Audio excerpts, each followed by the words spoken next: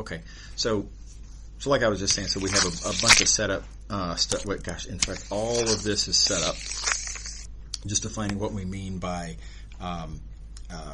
if you reflect a surface through a plane, then how does the orientation reflect along with it? Right. So do you feel pretty comfortable with all that setup stuff? Jack, you like elaborate? Yeah, sure. Let's talk about that. Okay, so why would we talk about the mirror symmetric orientation on a surface? So let's draw a picture. And everything that we're doing here is through the YZ plane. Here's the x-axis, y-axis, z-axis. So here's our YZ plane, and we're reflecting everything through the YZ plane. Okay, so I'm going to try to draw a surface over here now that is on this side of the YZ plane. Oh gosh. Okay. Oh man, okay, I hope I can draw the reflection of this. There's a surface. And now I'm going to try to draw the reflection of this surface.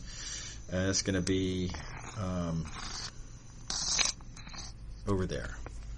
All right, that's not the worst I've ever done. So the blue surface is on this side and the red surface is on that side. Okay. All right, now let me draw an orientation vector. And keep in mind an orientation vector is a normal vector. Right, so for a surface, so here we might have a vector like that. That's perpendicular to the surface there. I'm attempting to draw that as kind of coming out of the page a little bit. Well, now I appeal to your geometric intuition. If that's coming sort of out of the page at us, then over here in the reflection, the normal vector ought to be pointing sort of into the page, sort of correspondingly. So you'd kind of expect anyway. Now, it doesn't have to. I mean, all we have is, we started with an orientation on this surface. We can talk about what it means to reflect the surface, but does that mean that orientations have to go along in some sort of way that makes sense? Well, it doesn't have to. We're just choosing. We're making a choice here to say that, look, when I reflect a surface, then I would like to say that the orientation goes on in sort of the reasonable sort of expected way. Is that cool? Okay.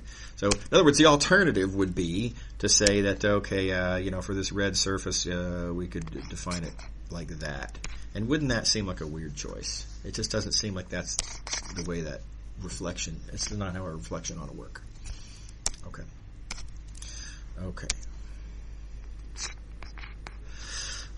So that being the case, now it's the picture is bad here, but if you think about what it would look like if this vector was the mirror image of that vector, then they're going to have opposite x coordinates because that's the way they're reflecting, but they're going to have the same y coordinates, and they're going to have the same y coordinates and the same z coordinates.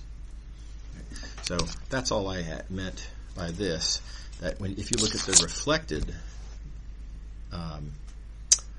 at the reflected point, if you look at, what is the orientation, what are the components of the normal vector at the reflected point, they're going to be the same in the second and third components, but they're going to be opposites in the first component.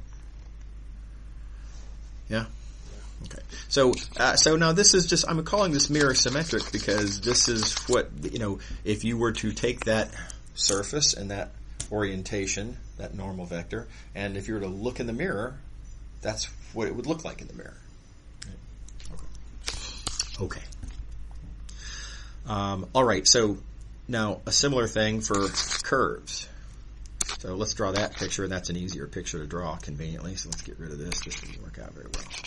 I got it. Okay, so here, let's draw a curve. There's a curve, and now let's draw its reflection. There's its reflection. All right, so if you were to take tangent vectors on this curve here, I mean, how would you feel like that tangent vector would reflect in the mirror? Well, it would reflect kind of like that, right? And likewise, like that.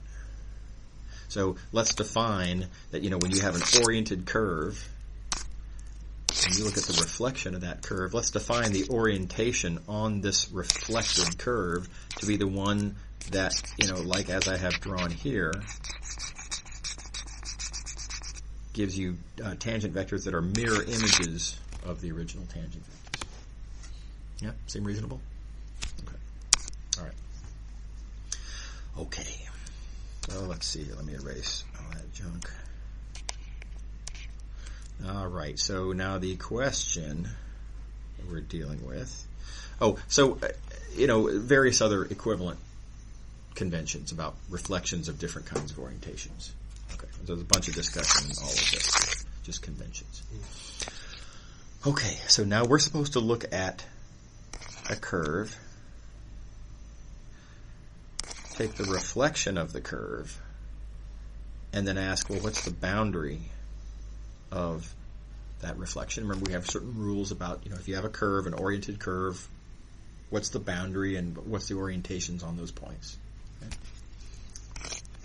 And then we're supposed to compare that to, well, if I take the curve, if I look at the boundary of the curve first, this gives me some oriented points, and if I then reflect those oriented points, do I get the same thing or not? Now, both of these are going to consist of points that are the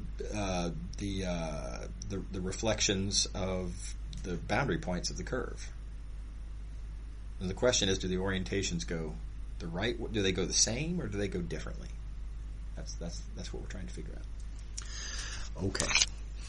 All right.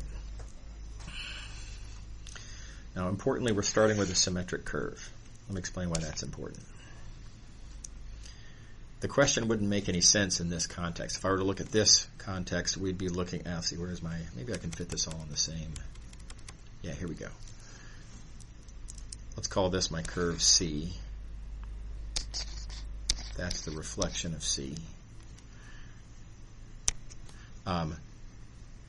The boundaries, the boundary points, I should do this in a highlighter. The boundary points on the reflection are these 2 points. On the other hand,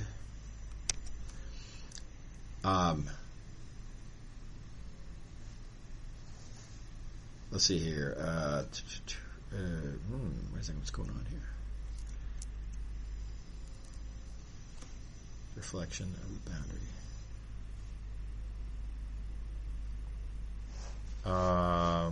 Why is?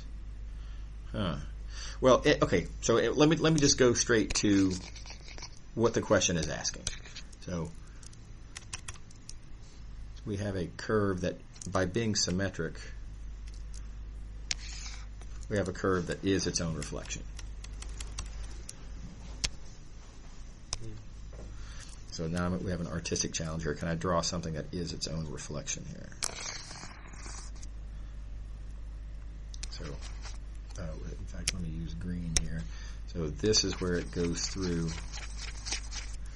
the XY plane, right? And so we have that starting point, let's say, and that's the ending point. Yeah, is that cool? Okay. Okay, so this is our curve. It's a symmetric curve. And I'm going to give this an orientation. It needs to have some sort of an orientation, so I'm just going to draw on the picture here that the curve C is oriented that way. No particular reason. Okay.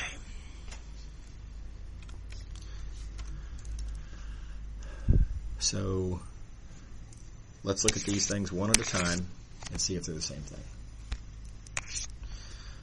Okay, starting with the curve C. There's the curve C. Let's now look at the reflection of the curve C. I'm going to do this in a different color. I can't use green. I've already used green. I'll use yellow.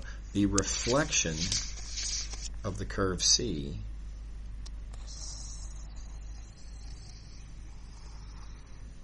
is kind of the same curve, but, well, just with the sort of the opposite orientation, right? So in other words,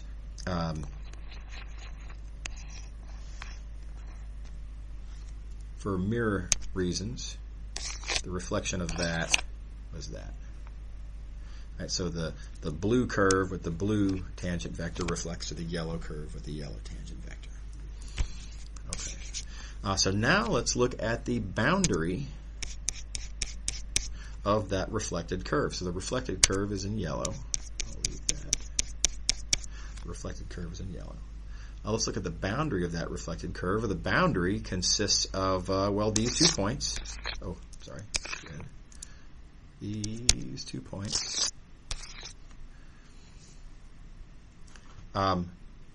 Positive orientation on the ending point, negative orientation on the starting point. Yeah?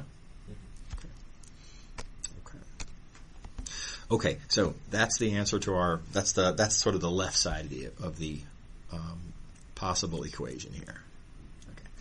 Okay, so now we're going to give myself a little bit of, there we go. Okay, now I'm going to come back to, I've got my curve, and I want to look at the boundary of the curve. So the boundary of the curve consists of these 2 points. Okay, but now wait a second, we're looking at the boundary of C, right? The boundary of C, this is the ending point, that's positively oriented, and this is the starting point, that's negatively oriented. Yeah? Okay. So that's the boundary, but that's not what we want to compare with. I want to compare with the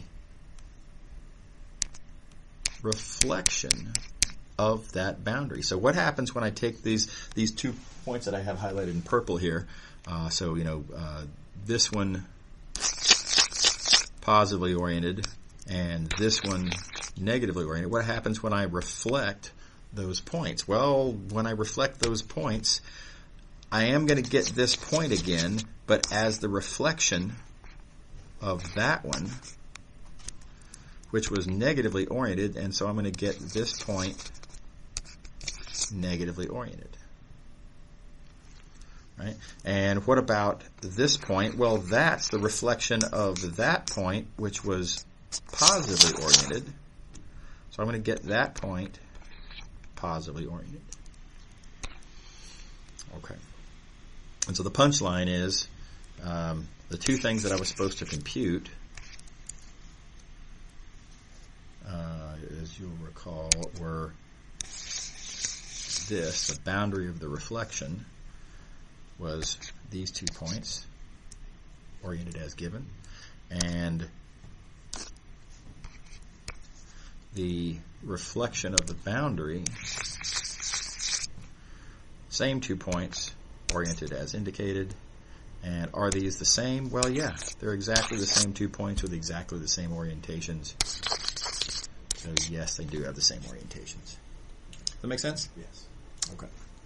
So you just have to slowly and carefully go through and think about what are the rules for what's happening at each stage of both sides of the potential equation, and just see if you get the same thing on both sides. So 16 and 17 are going to be kind of along the same lines, a little bit different. Here we're going to be looking at a symmetric surface. We're going to be looking at the reflection of the surface and then looking at its boundary curve and comparing that with the boundary curve reflection, right? And so do you get the same thing? And it's not obvious, and you got to go through and think it through and see what happens. And likewise for 17 as well. So should our work be like that? Like, should we draw that to show our work? Or yeah, you want to. You're gonna have a lot of figures and paragraphs in your answer here. So you want to give some discussion. Mm-hmm. Don't just draw figures and say "behold," right? Yeah. Right. So you've got to put some comments. Yeah. Okay. Maybe a series of sort of stages of figures showing each step along the way. Okay. Yeah. Is that cool? Yep. Thank you. Okay, no worries.